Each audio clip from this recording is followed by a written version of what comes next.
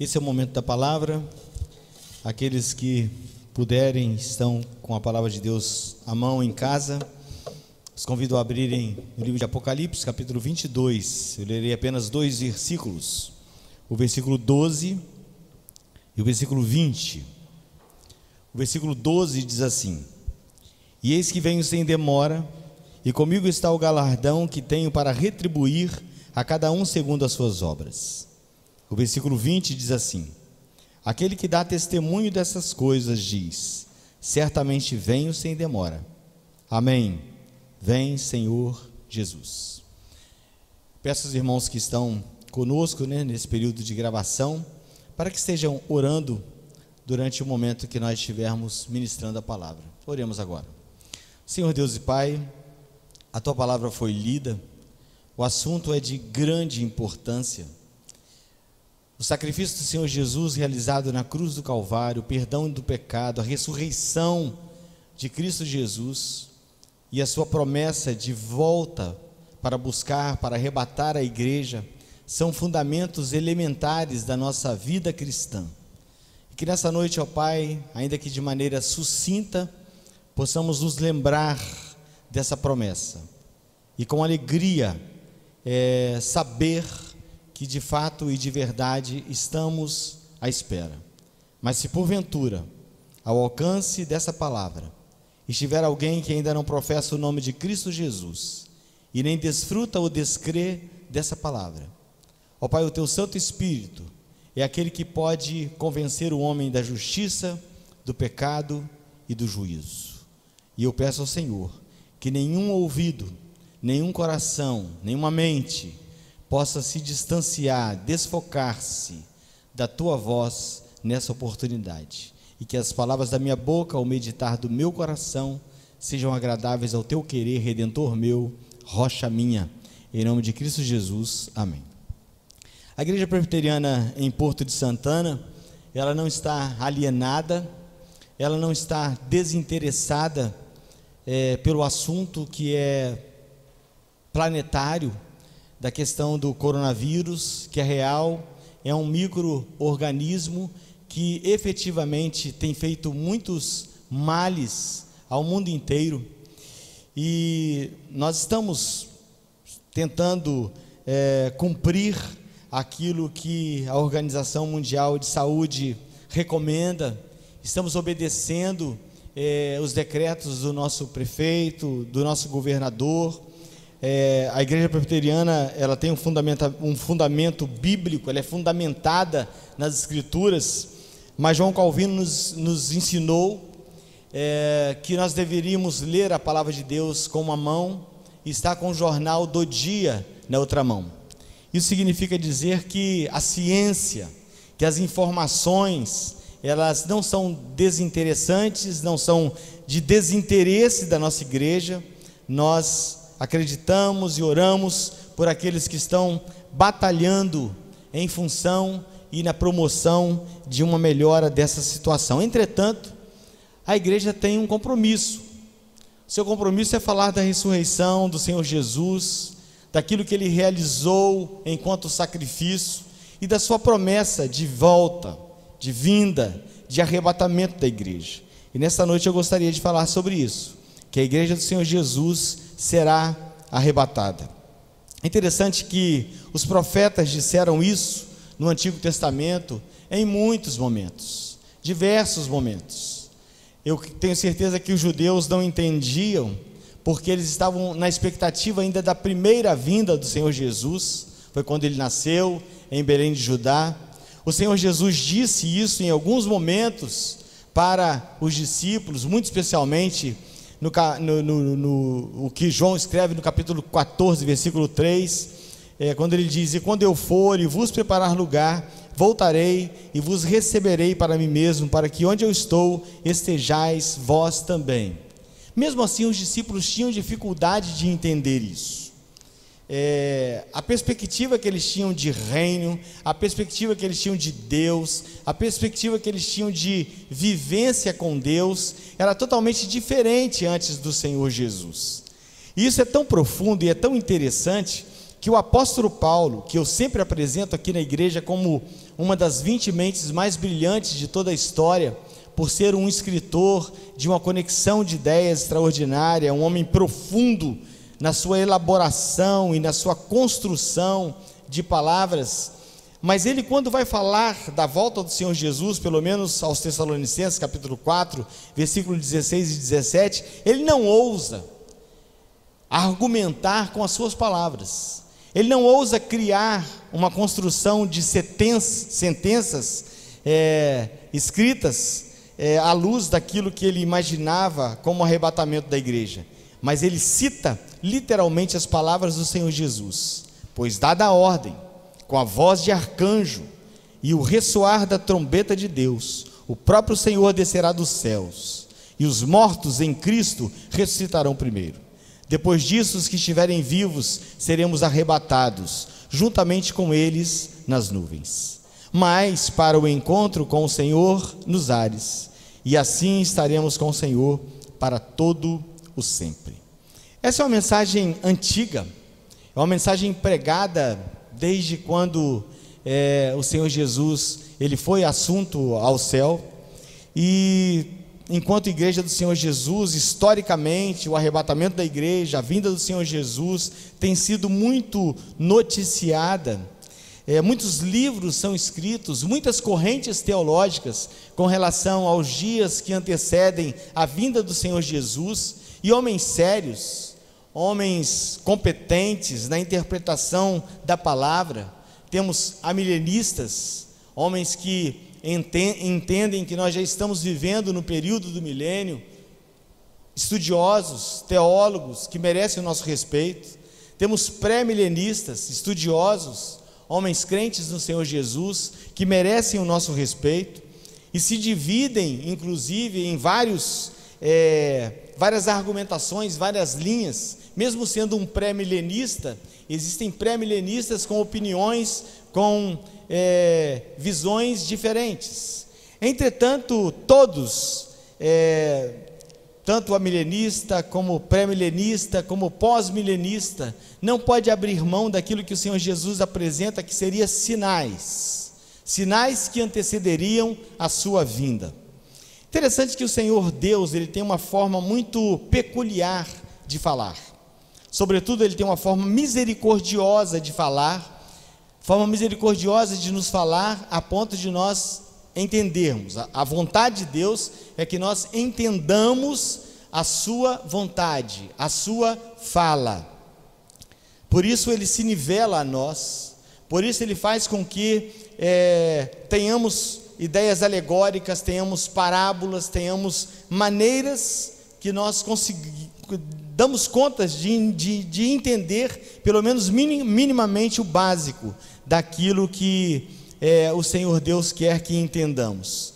No livro de Hebreus está escrito que, assim como em outros tempos, o nosso Deus falou de muitas formas e de muitas maneiras, então o Senhor Deus nos falou de muitas maneiras, e falou à humanidade e ao seu povo de muitas formas e de muitas maneiras, e falou muitas vezes através de sinais.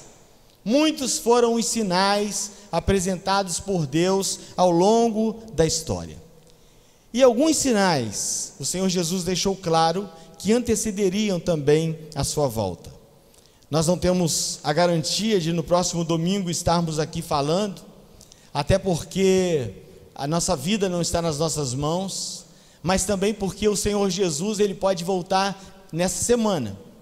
Mas se isso não acontecer, e no próximo domingo você tiver novamente a oportunidade de ouvir e de participar desse culto, nós continuaremos a falar sobre a volta do Senhor Jesus, sobre o arrebatamento da igreja, por um viés diferente. Mas hoje eu quero falar muito especificamente sobre esses sinais.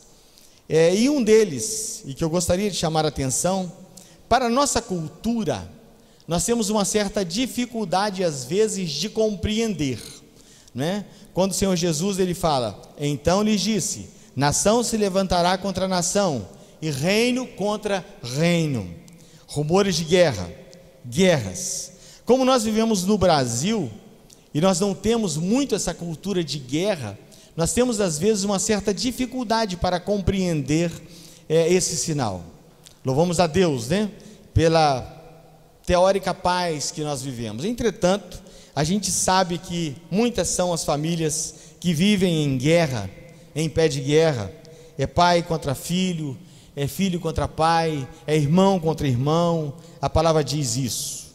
Também existem aquelas guerras meio que forjadas, como por exemplo o período da Guerra Fria. Quem viveu ou quem gosta de história sabe perfeitamente que a União Soviética e os Estados Unidos viveram isso, conviveram com isso, e todo mundo conviveu com isso décadas. E nós estamos vivendo no nosso país, no Brasil, uma guerra ideológica também, uma guerra política, e parece que racha de uma certa forma em dois grupos, e nós estamos tendo que ter muito cuidado com isso. E eu proponho esse cuidado, assim como eu tenho silenciado a minha voz, tentado não falar fazer determinadas considerações que venham colocar o nome da igreja do Senhor Jesus, aquilo que é prioridade para nós enquanto crentes do Senhor Jesus. Eu peço também aos membros dessa igreja e aos crentes do Senhor Jesus que tenham também o devido cuidado, porque o nosso mundo não está aqui. O reino que o Senhor nos preparou e aquilo que Ele espera para nós é eterno. Então essa ideologia política não pode fazer com que nós rompamos com pessoas que também professam a mesma fé, enfim. Então que se tivermos a oportunidade de um debate, que seja com educação, que seja com classe, porque nós devemos ter cuidado para manter uma disciplina, né, nas nossas conversas, até porque as más conversações, elas corrompem os bons costumes. Então guerras e rumores de guerras, é o primeiro sinal que eu gostaria de deixar aqui, e são muitas as guerras, são muitos os rumores de guerra, desde o ano de 1948, quando a Segunda Guerra Mundial, por fim, né, aconteceu a nação de Israel se estabelecer enquanto Estado, mas desde então o mundo não conheceu mais paz. Teve a guerra, a Segunda Guerra Mundial, a Grande Guerra, mas muitas outras pequenas guerras. Muitos povos foram destruídos, machucados, oprimidos, não é? Por tantos. Temos no Brasil, conhecidamente, nitidamente, a guerra também do tráfico. Quantas são as pessoas que morrem por ano por balas perdidas? Hoje mesmo aqui no estado do Espírito Santo, uma pessoa no município de Vila Velha, pelo tráfico de drogas, pessoas trocando tiro, um senhor, ele foi atingido. Então nós vivemos esse momento, esse terror, onde a pessoa não pode sentar na rua, não pode sair tranquilamente, porque ele pode ser afetado, atingido por uma bala. Eu fiz um trabalho na penitenciária durante algum tempo, e eu tive a oportunidade de conhecer uma pessoa que estava lá presa, porque pelo valor de R$2, ele assassinou um outro ser humano. Então a vida humana, para muitas pessoas, elas não têm valor, e por isso muitas são as guerras, muitas são as matanças, as chacinas. Mas além desses rumores de guerra, existem catástrofes naturais. Lucas 21, do versículo 25 ao 26, diz assim: haverá sinais no céu, na lua, nas estrelas, na terra. As nações se verão em angústia e perplexidade, com o bramido e agitação do mar. Os homens desmaiarão de terror, apreensivos com o que estará sobrevindo ao mundo, e os poderes celestes serão abalados. Eu já disse aqui nesse púlpito para a minha igreja que existe muito pó na terra, no nosso planeta. E se a gente conseguisse contar, o que não é possível contar, cada grão de pó, cada grão de areia que existe, cada grão de terra que existe, não é possível contar. Mas cientificamente já está comprovado que existe mais estrelas, satélites, planetas no universo que nós não conhecemos do que pó na terra.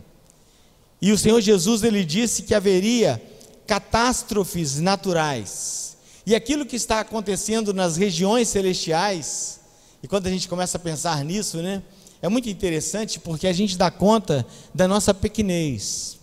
Se esse mundo além do nosso planeta é tão extenso, é tão imenso, é tão infinito, e quem sou eu para entender essa complexidade toda, essa eternidade toda? Mas a palavra de Deus diz que Deus coloca a eternidade no coração do homem, o sentimento de vida eterna, o sentimento de que além daqui, além dessa vida fugaz, existe algo eterno, para além das vãs repetições naturais. E o Senhor Jesus disse que quando a sua volta acontecesse, quando o Senhor Jesus reunisse a sua igreja, então seria o início realmente de uma nova história para nós.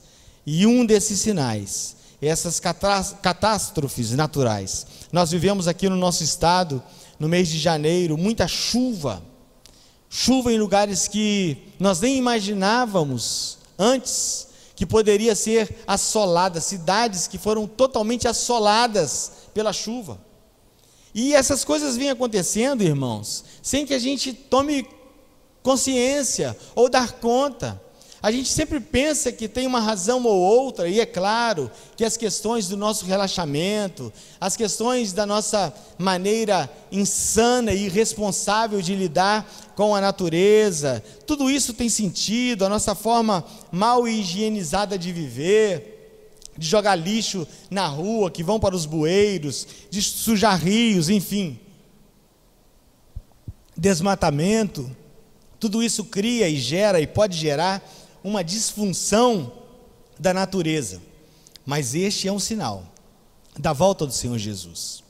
E vamos imaginar que se nós mudássemos tudo, e se nós fizéssemos assim tudo diferente, e se nós quiséssemos preservar esse mundo, assim como depois do dilúvio houve a ideia da Torre de Babel, nós vamos ir a um nível, a um lugar, a uma altura, para ficarmos livres da possibilidade de uma nova inundação do mundo.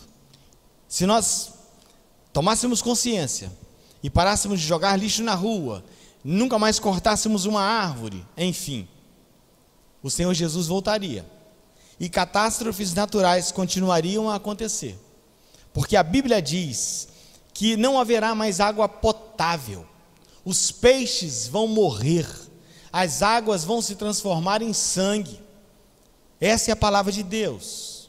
Eu li hoje mais uma vez um trecho de filosofia, e eu amo filosofia, e respeito tanto os filósofos, como aqueles que também amam a filosofia. Entretanto, nós vamos, e eu vou sempre divergir no ponto da fé, porque a minha fé não é ilógica, a minha fé não é irracional, a minha fé não é teimosia, a minha fé é batizada em uma fonte de 66 livros, que eu os tenho como palavra de Deus, como revelação clara de Deus para a minha vida. E a filosofia vai dizer que a religião é uma maneira de produzir culpa, produzir medo do inferno, e assim nós teríamos mais agregados, né? E é por isso que eu estou dizendo que a palavra de Deus, quando ela diz que ainda que nós tomássemos todas, obedecêssemos todas as normativas, esse mundo continuaria indo e caminhando para uma destruição, porque o Senhor tem o controle de todas as coisas. Nós não estamos sujeitos ao caos, nós não estamos na mão do caos, nós estamos na mão de um Deus soberano, que tem um controle de todas as coisas. Não é um micro-organismo, algo que nós não conseguimos ver, que vai fazer com que o nosso Deus perca o controle da situação. Deus tem um controle de todas as coisas. Se Deus tem um controle de um universo, que possui nele mais estrelas, mais satélites, mais planetas do que o pó da terra, você acha que o nosso Deus não tem domínio absoluto sobre um micro-organismo, sobre um vírus? Com certeza o Senhor Deus tem. mas ele prometeu que antes da volta do Senhor Jesus, essas coisas aconteceriam. E eu gostaria de te perguntar nesse momento, nessa altura da nossa meditação, quantos sinais você precisa ver? Quantas tragédias ainda precisam acontecer na história da sua vida, para que você creia que o Senhor Jesus voltará? Para que você creia que esse mundo está sob o controle de um Deus soberano. Esse mundo não está caminhando para o caos sem direção. Esse mundo não está caminhando como um carro sem freio, morro abaixo. Deus está no controle de todas as coisas. E o vírus que aí está também é um sinal, algo que tem a ver com o descontrole natural, biológico desse sistema e deste mundo. Além disso, além de guerras, além de rumores de guerras, além de catástrofes naturais, existe um outro sinal: o aumento do pecado. Mateus capítulo 24, versículo 12 diz assim: e por se multiplicar a iniquidade, o amor de muitos se esfriará. Estávamos sempre antes da pandemia e antes do isolamento social, falando que o ser humano estava frio. E o presbítero Samuel, ele me disse algo que eu tenho pensado muito. Ele disse que o mundo nunca mais será o mesmo depois desse tempo de coronavírus. E a gente fica pensando, né? Se as pessoas já estavam frias, se as pessoas já estavam isoladas, se as pessoas já não estavam fazendo tanta atenção assim das outras, e se o mundo se esfriar mais ainda? E o Senhor Jesus já disse isso, e já havia dito isso, que por se multiplicar a iniquidade, o amor se esfriará de quase todos. O apóstolo Paulo, na carta que ele escreve ao Timóteo, no capítulo 3, diz assim: sabe porém isto, que nos últimos dias sobrevirão tempos trabalhosos, porque haverá homens amantes de si mesmos, avarentos, presunçosos, soberbos, blasfemos, desobedientes a pais e mães, ingratos e profanos, sem afeto natural, irreconciliáveis, caluniadores, incontinentes, cruéis, sem amor para com os bons, traidores, obstinados, orgulhosos, mais amigos dos deleites do que amigos de Deus, tendo aparência de piedade, mas negando a eficácia desta. Afaste-se dessas pessoas, é o que a palavra de Deus diz. Então, quando nós olhamos, por exemplo, para o estado do Rio de Janeiro, e tivemos a informação que alguns respiradores foram comprados por um superfaturamento. O que é isso? Se não o ser humano se tornando um bicho humano, se não o cumprimento dessas escrituras acontecendo, homens amantes de si, avarentos, presunçosos, soberbos, pessoas que não estão pensando na desgraça do outro, na dor do outro, do mal-estar do outro, da falta de ar do outro, e querendo ganhar dinheiro em cima de um momento tão delicado. Existe também uma outra questão, que é a inversão de valores. Observe bem o que diz o apóstolo Paulo na carta aos Romanos: visto que a justiça de Deus, perdoe meus irmãos, visto que a justiça de Deus se revela no Evangelho de fé em fé, como está escrito: o justo viverá por fé. Mas aí diz assim: a ira de Deus se revela do céu contra toda impiedade e perversão dos homens que detêm. Essa palavra deter, aí no grego, tem a ver com substituição, de todo homem que substitui a verdade pela injustiça. Estamos vivendo exatamente essa época de valores estremecidos, de verdades que são plenamente questionadas. Antigamente, quando nosso pai e mãe dizia algo, quando um presbítero da igreja dizia algo, pronto, fechou a questão. Hoje em dia não, sempre existe uma segunda opinião. Quando a gente pensa em pecado, mas o que é pecado? Pecado é algo meio que cultural. Antigamente, quando se falava em palavrão, uma palavra torpe, era pecado. Hoje em dia, as pessoas falam palavrão e são citadas como cristãs. Eu fico imaginando o Senhor Jesus. Como o Senhor Jesus falaria se estivesse dentro do nosso contexto hoje? Né? Mas a ideia de falar palavrões, que antigamente nós entendíamos como pecado, é algo hoje quase que comum, quase que dentro do padrão de normalidade. Beber, quantas são as pessoas que se embriagam e bebem, e perdem o juízo, o sentido pela bebida, e isso também é uma questão cultural. Não, mas aqui no Brasil não se toma café, então eu também vou beber. Nós não vamos entrar nos méritos aí da discussão, não é cultural, mas o pecado, ele precisa ser combatido com a verdade do Senhor Jesus, e a verdade do Senhor Jesus é uma contracultura. Muito daquilo que nós entendemos como cultura é pecado, e o Senhor Jesus, ele falou que esse mal, que o aumento e que o acréscimo do pecado, ele seria também um sinal da sua volta. Outro sinal é a multiplicação do conhecimento. Daniel capítulo 12, versículo 4 diz assim: Tu, Daniel, fecha essas palavras e sela este livro até o fim do tempo. Muitos correrão de uma parte para outra, e a ciência se multiplicará. Eu fico encantado enquanto olhar para esse dado como um fenômeno de pesquisa. Que 86% dos medicamentos que nós temos, não é que nós temos agora, que nós tínhamos no meado da década de 80, 86% dos medicamentos que nós passamos a ter, a partir dos meados da década de 80, eles surgiram depois da Segunda Guerra Mundial. Dos meados da década de 80 para cá, quantos foram os medicamentos criados? Quando a gente começa a pensar na ciência se multiplicará, na multiplicação do conhecimento, e é interessante também como as pessoas elas se sentem assim, conhecedoras de tudo, e é por isso a gente vê tanta bobagem sendo dita, porque a pessoa, ao invés de construir uma ideia, de ouvir uma pessoa, eu respeito muito esses teóricos do passado, mesmo aqueles que eu não concordo com eles, mas eu os respeito, sabe por quê? Porque eles não tinham nada, e a partir do nada eles construíam uma ideia, e que fundamentaram tantas outras ideias. Um Darwin, por exemplo, né?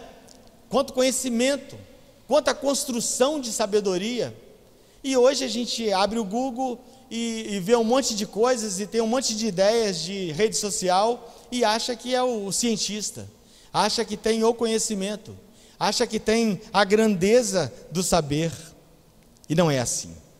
Muito cuidado com aquilo que você acha que é conhecimento.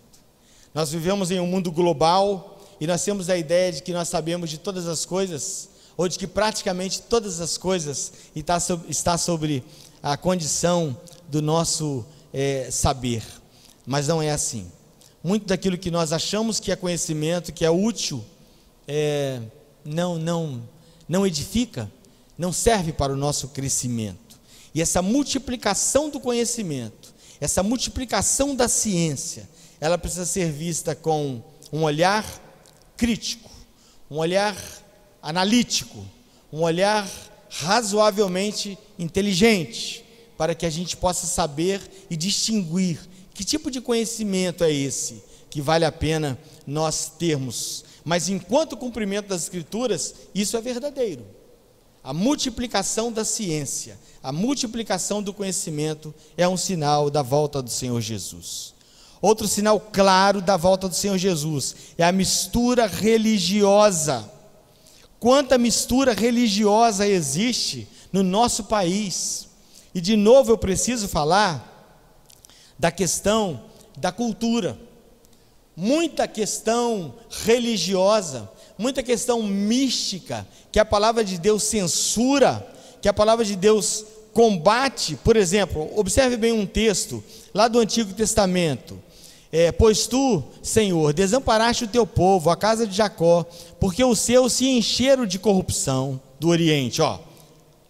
Povo hebreu se encheu de corrupção com as crendices do povo do Oriente, e são agora agoureiros, como os filisteus, se associam com os filhos dos estranhos. E aí, quando a gente começa a pensar nessa questão do agoureiro, do adivinhador, Aí vem aí as questões das superstições. E quantas são as superstições que são implantadas no meio da nossa igreja, no meio do povo de Deus? Quantas são práticas religiosas que nada tem a ver com as escrituras sagradas, que não são princípios elementares da Bíblia, mas são costumes que nós aprendemos com outros religiosos.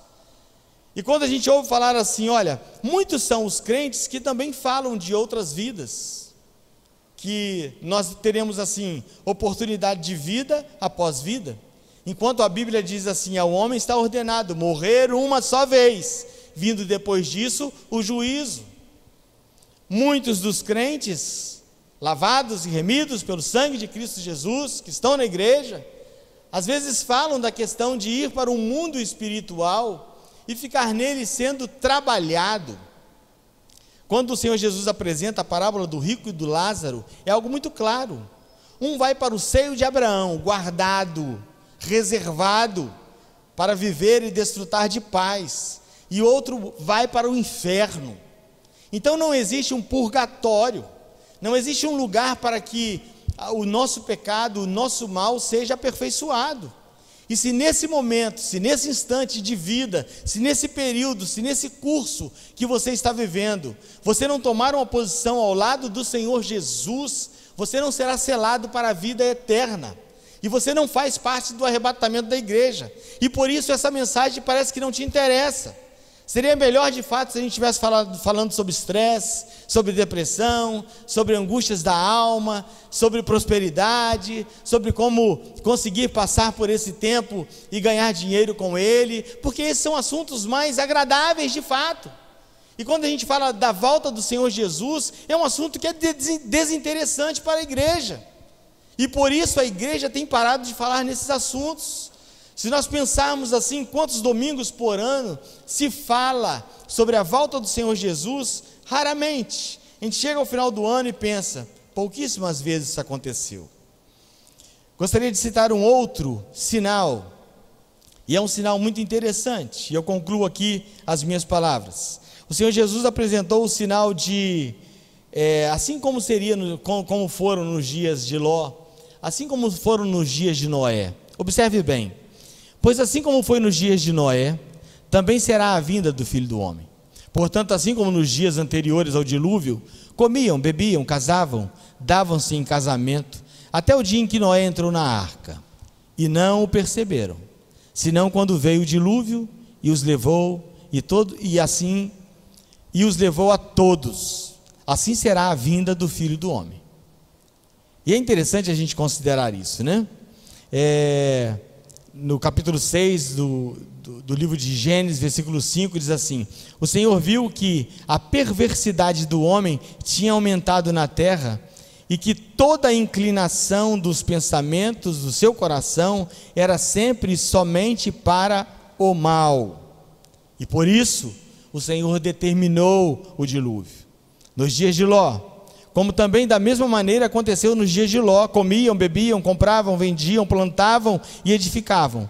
Mas no dia em que Ló saiu de Sodoma, choveu do céu fogo e enxofre, e os consumiu a todos. Assim será no dia em que o Filho do Homem se há de manifestar. Eu chamo com muito carinho e responsabilidade nesse momento a sua atenção. Estamos vivendo exatamente dias assim. Os dias agora, nesse momento, nesse período de pandemia, não estão tão dentro de um padrão de normalidade, porque estamos isolados, porque estamos preocupados, estamos mascarados, né? Enfim. Mas, no geral, a vida continua, né? Até poucos dias, era exatamente como o Senhor Jesus disse, é que as coisas estavam acontecendo, até que o dilúvio veio. Em Sodoma e Gomorra, tudo estava acontecendo dentro de um padrão normal, dentro de um padrão de normalidade, de moralidade comum para Sodoma e Gomorra, até que o fogo do céu desceu. De repente você está vivendo também completamente desconectado com essa palavra, sem a menor responsabilidade com a vinda do Senhor Jesus. Mas eu digo para você, você crendo nisso ou você não crendo nisso, o Senhor Jesus virá. E a diferença para aqueles que creem, a diferença para aqueles que não creem, se encontra no versículo 14 desse mesmo texto de Apocalipse 22. Bem-aventurados aqueles que lavam as suas vestiduras no sangue do Cordeiro, para que lhes assista o direito à árvore da vida e entrem na cidade pela porta.